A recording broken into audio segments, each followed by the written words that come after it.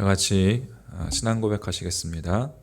전능하사 천지를 만드신 하나님 아버지를 내가 믿사오며 그 외아들 우리 주 예수 그리스도를 믿사오니 이는 성령으로 잉태하사 동정녀 마리아에게 나시고 본디오 빌라도에게 고난을 받으사 십자가에 못 박혀 죽으시고 장사한 뒤 사흘 만에 죽은 자 가운데서 다시 살아나시며 하늘에 오르사 전능하신 하나님 우편에 앉아 계시다가 저리로서 산자와 죽은 자를 심판하러 오시리라. 성령을 믿사오며 거룩한 공회와 성도가 서로 교통하는 것과 죄를 사하여 주시는 것과 몸이 다시 사는 것과 영원히 사는 것을 믿사옵나이다. 아멘. 찬송 370장입니다. 찬송 370장 찬양합니다. 주 안에 있는 나에게 난 근심이 있으랴. 십자가 밑에 나가 내 짐을 풀었네. 주님을 찬송하면서 할렐루야 할렐루야. 내 앞길 멀고 험해도 나 주님만 따라가리.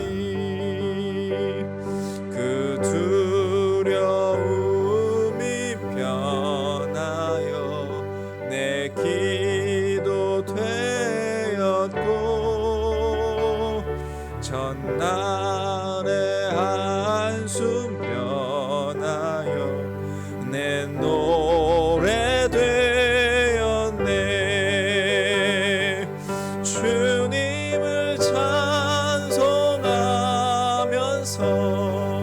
할렐루야 할렐루야. 내 앞길 멀고 험해도 나 주님만 따라가리. 내 주는 자비하셔서 늘 함께 계시고 내 궁핍함을 아시고 늘 채워주시네.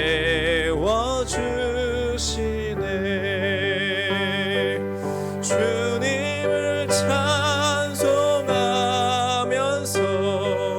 할렐루야 할렐루야. 내 앞길 멀고 험해도 나 주님만 따라가리. 내 주와 맺은 언약은 영불변하시니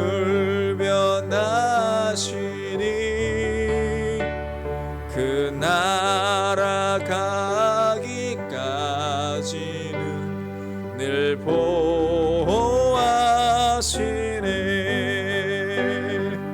주님을 찬송하면서 할렐루야 할렐루야. 내 앞길 멀고 험해도 나 주님만 따라가리.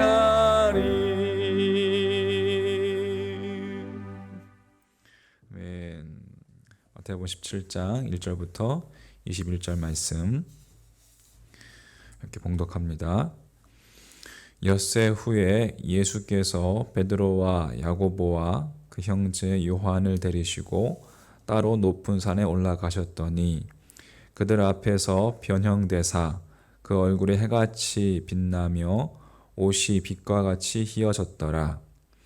그때에 모세와 엘리야가 예수와 더불어 말하는 것이 그들에게 보이거늘 베드로가 예수께 여짜와 이르되 주여 우리가 여기 있는 것이 좋사오니 만일 주께서 원하시면 내가 여기서 초막 셋을 짓되 하나는 주님을 위하여, 하나는 모세를 위하여, 하나는 엘리야를 위하여 하리이다.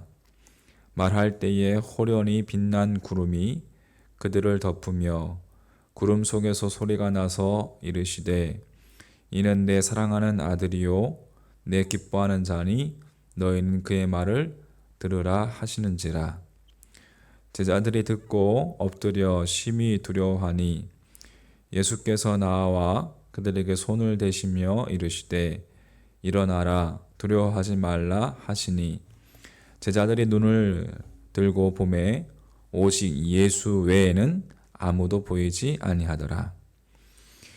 그들이 산에서 내려올 때에 예수께서 명하여 이르시되 인자가 죽은 자 가운데서 살아나기 전에는 본 것을 아무에게도 이르지 말라 하시니 제자들이 물어 이르되 그러면 어찌하여 서기관들이 엘리야가 먼저 와야 하리라 하나이까? 예수께서 대답하여 이르시되 엘리야가 과연 먼저 와서 모든 일을 회복하리라. 내가 너희에게 말하노니 엘리야가 이미 왔으되 사람들이 알지 못하고 임의로 대우하였도다. 인자도 이와 같이 그들에게 고난을 받으리라 하시니 그제서야 제자들이 예수께서 말씀하신 것이 세례 요한인 줄을 깨달으니라. 그들이 무리에게 이르매 한 사람이 예수께 와서 꿇어 엎드려 이르되 주여 내 아들을 불쌍히 여기소서. 그가 간질로 심히 고생하여 자주 불에도 넘어지며 물에도 넘어지는지라. 내가 주의 제자들에게 데리고 왔으나 능히 고치지 못하더이다. 예수께서 대답하여 이르시되 믿음이 없고 배역한 세대여 내가 얼마나 너희와 함께 있으며 얼마나 너희에게 참으리요. 그를 이리로 데려오라 하시니라.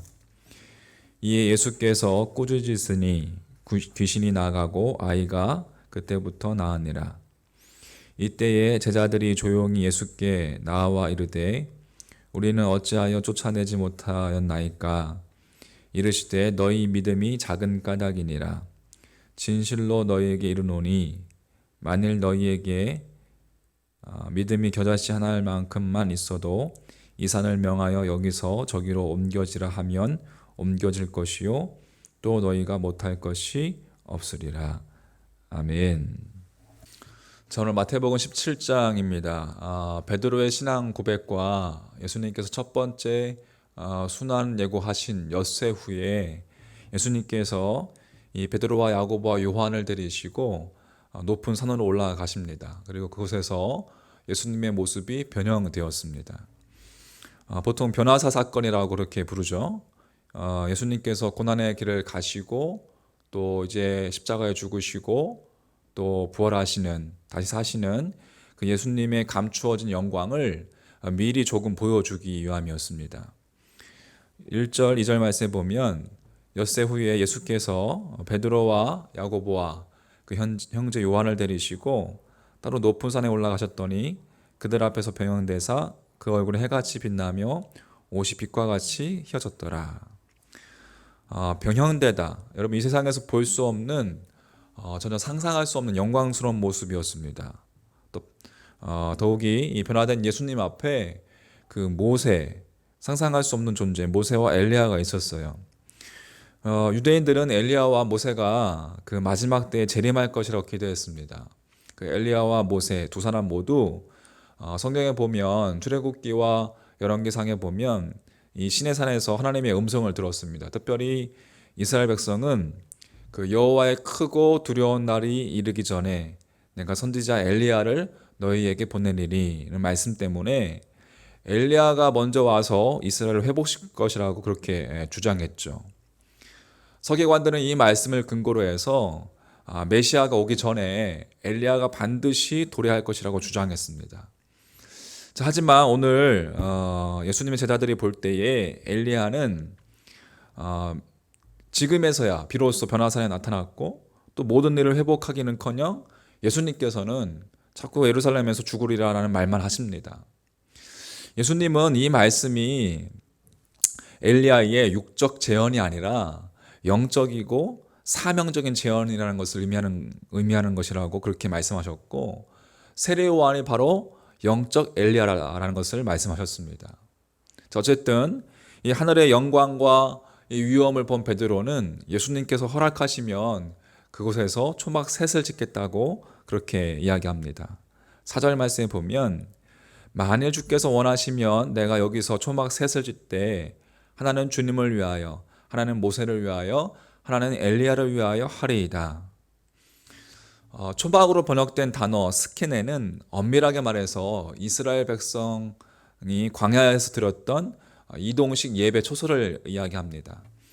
청막의 사용은 이스라엘 백성들에게 있어서 일반적인 것이었고, 이들은 초막절에 천막에 거함으로써 이 광야 시대를 상기했습니다. 베드로가 초막을 짓겠다고 할 때 호련히 구름이 그들을 덮으며 그 속에서 세례 때 들렸던 그 예수 그리스도에 대한 메시지가 이어졌습니다. 5절 말씀에, 말할 때에 호련히 빛난 구름이 그들을 덮으며 구름 속에서 소리가 나서 이르시되 이는 내 사랑하는 아들이요 내 기뻐하는 자니 너희는 그의 말을 들으라 하시는지라.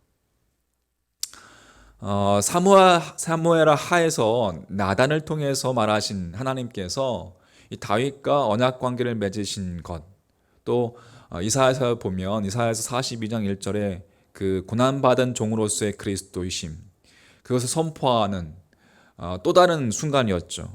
그러니까 오직 예수 그리스도만이 중심이었습니다.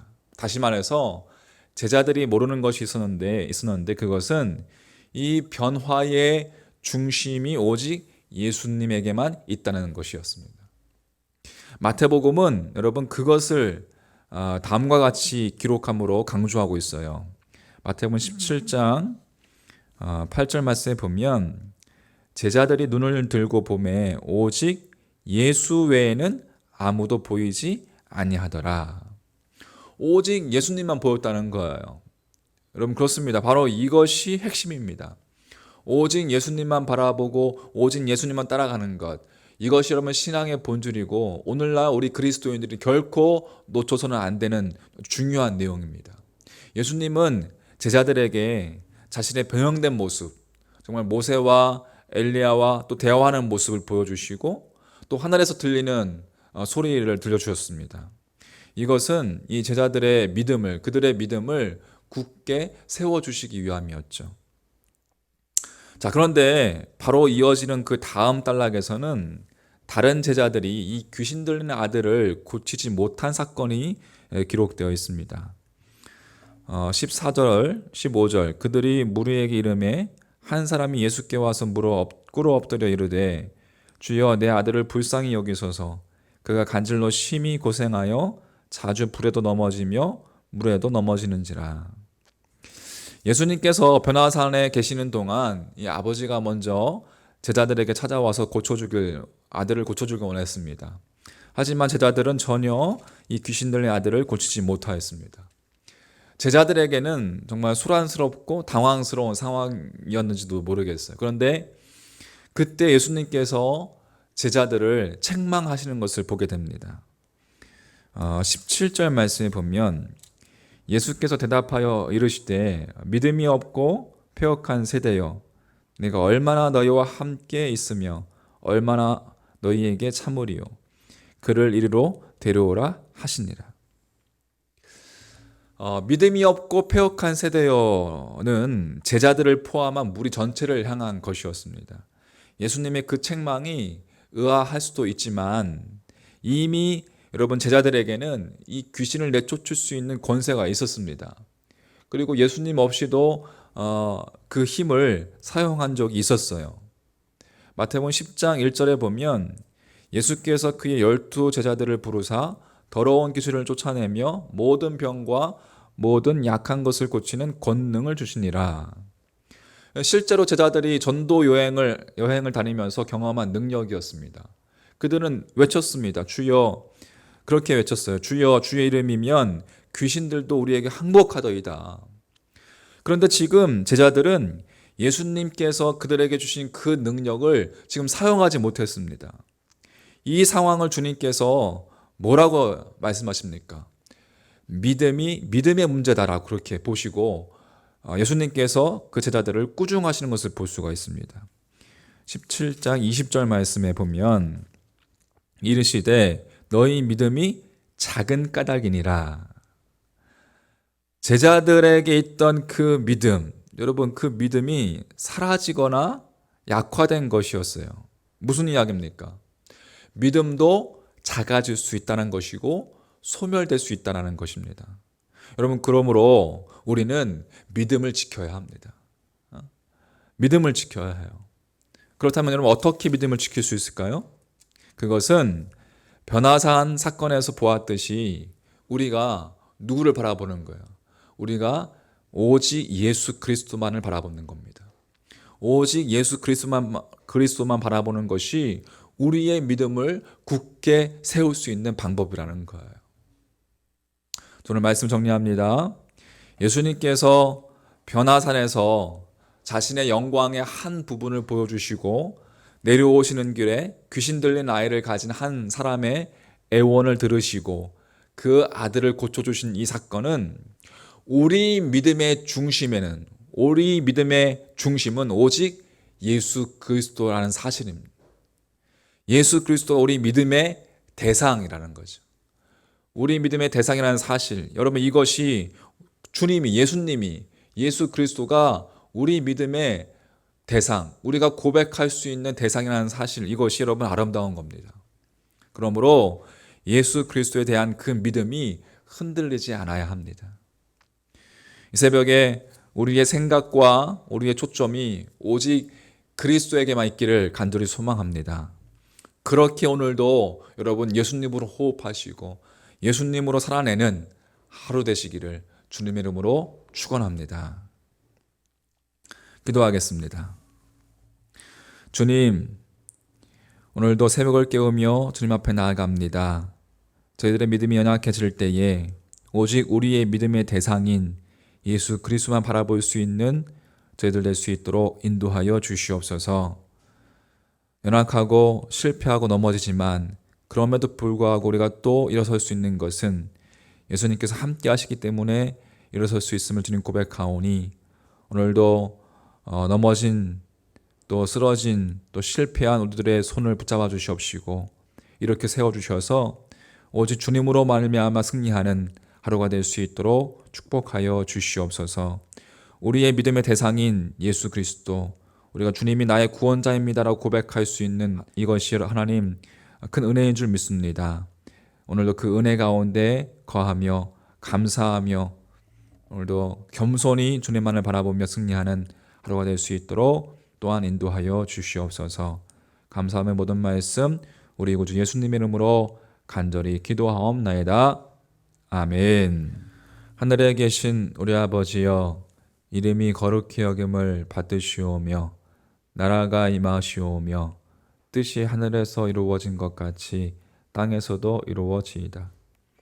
오늘 우리에게 일용할 양식을 주시옵고 우리가 우리에게 죄 지은 들을 사하여 준 것 같이 우리 죄를 사하여 주시옵고 우리를 시험에 들게 하지 마시옵고 다만 악에서 구하시옵소서. 나라와 권세와 영광이 아버지께 영원히 있사옵나이다. 아멘.